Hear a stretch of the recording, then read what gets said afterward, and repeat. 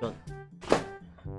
So, kakalabas nga lang pala ng video na para sa music video ng Young Threads. Ano ba? So, BTS. So, yun. May nagpagawa nga pala sa akin ng... ayusin ko na muna to. May nagpagawa sa akin ng music video. Tropa. Si JT. Bali, kasama ang grupo niya ng Young Threads. Ginawan ko sila ng video. Then, konting BTS. Kumuha rin ng konting BTS sa konting vlog. Ang kaso, walang sounds. So, makikita nyo pala dito sa music video na to. I mean sa BTS na to, kung anong mga ginawa kong anim sila dito sa music video na to.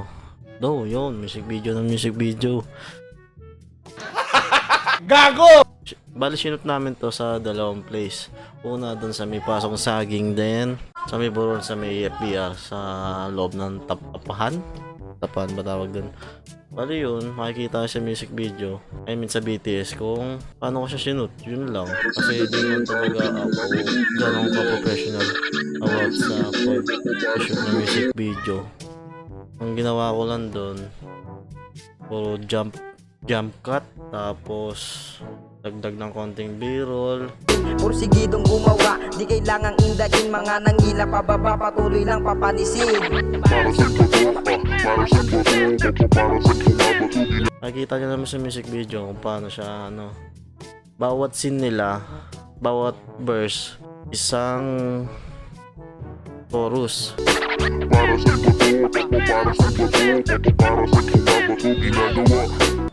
Bawat lumipat ng verse, sige, isa silang chorus. Tapos ang chorus nila, sila kumanta nun, tapos nilagyan nila ng manipulation para maging demon voice. Tapos yun, kaya ginawa ko dun, pinagsama-sama ko.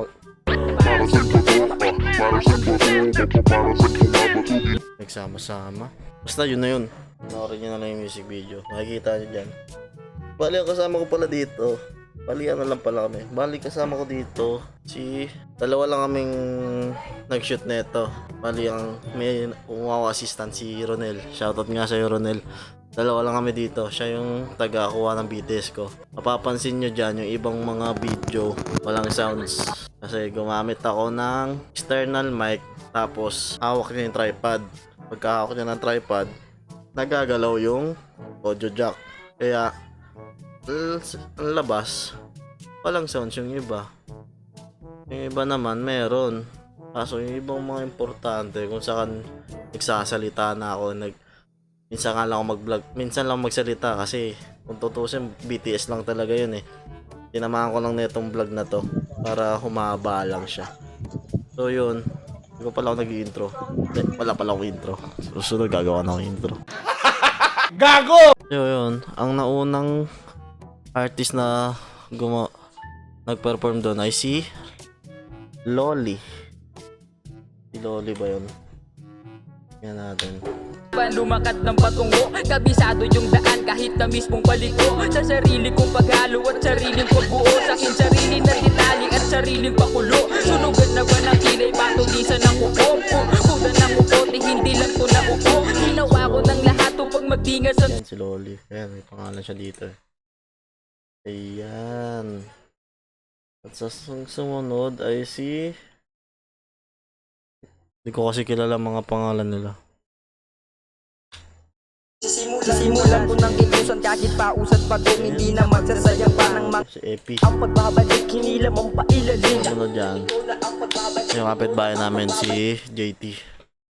Bali siya yung nagsabi sa akin, kung pwede ba gawin ko yan ng music video. Budget type. Pwede naman, gagawan ko kayo. Pili kong kasama ang kagrupo ko, dalawa. Kasi di siya ganong ka-professional. Baga sa amateur lang talaga siya. Makikita nyo naman sa video, pagkuha ko ng camera, pag ako pala ng camera, makikita nyo daming shake doon.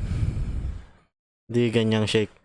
Yung camera shake. Mga panahong dumaan sa amin lahat, sinulatan kahit na mapagod kahit masugatan, wala pa sa mga peke na walang natulong sa pinagdaanan. Di malaman kasi Lakad kita sa mata ng iba kung paano namin nilulusan ng mga bagay-bagay. pero may iba dyan, ang gaganda ng mga angle shot na ginawa ko. Sinamahan ko lang siya ng mga ibang Biro, para boring. Para saan ba to?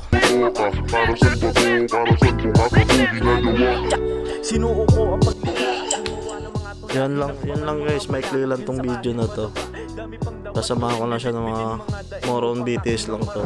Bali, sinama ko na ng konting vlog para ay ba naman. Kasi wala pa talagang magawang maayos na vlog. Ewan ko ba, di talaga ako marunong. Try lang. So yun lang, peace.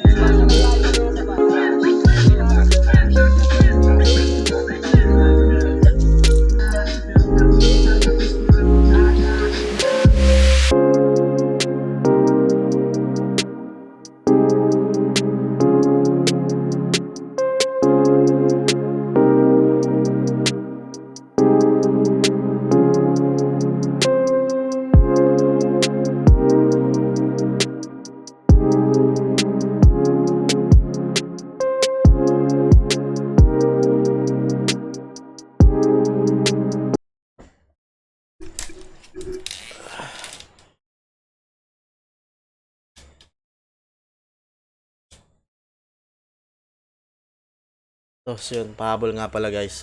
Please like, comment, and subscribe to my YouTube channel para umabot mga 1,000 views. I mean, 1,000 views tapos 1,000 subscriber nyo na rin para makaangat-angat naman tayo. Para di lang lagi mukha ko makikita nyo, may konting ads na rin. So yun lang, bye.